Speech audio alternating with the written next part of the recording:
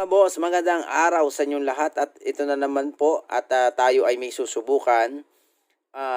Bali recently meron po akong mga na-encounter na comments from sa user na UCB Mini, which is anong nangyari is nagkamali po sila ng kabit ng power.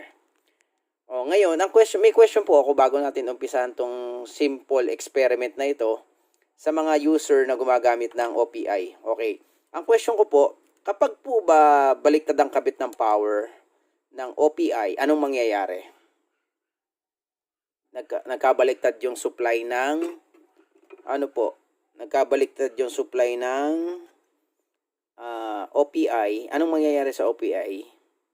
Possible po ay masunog. Unang-una po yan. Pero dito sa experiment natin, ito po, meron po akong OPI dito. Susubukan nating i-demo sa inyo kung anong mangyayari kapag nagbaliktad ang kabit. No? Nagbaliktad ang nagkabit. Nagbaliktad po ang kabit ng power ng OPI. Okay, umpisahan natin sa normal, no? Kabit kan dito. 5 volts, ayan. 5 volts, tsaka ground. Kabit natin. Whoop. Yan. Okay. Supply niya. Okay. Using UCB, no? Tatry natin ngayon tong sunugin. Pasusunod. May SD card pa po yan, no? Kaso lang, hindi ko ito na-reflash eh. Okay. Ganyan. So, ngayon, ikakabit ko siya ng baliktad. Okay. Susubukan natin. Yeah. Ano kaya mangyayari? Sa mga ibang technician o sa ibang builder, huwag niyo pong susubukan to ha.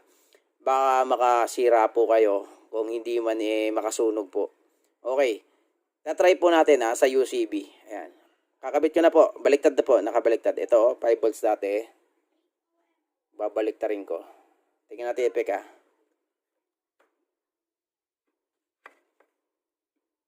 Try nyo po sa ibang CB yan kung merong spare kayo. Tingnan nyo po nangyayari.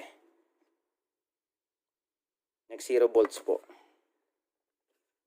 Pero wala namang sunog na nangyari. Oops, nalaglag siya. Okay. Hindi po nasunog. No? Which is hindi po normal sa isang custom board na ganun. Na may protection siya. Tinanggal ko. Bumalik siya sa dati. Okay. Kakabit ko. Yung normal. Back natin. Siya. Goods na goods.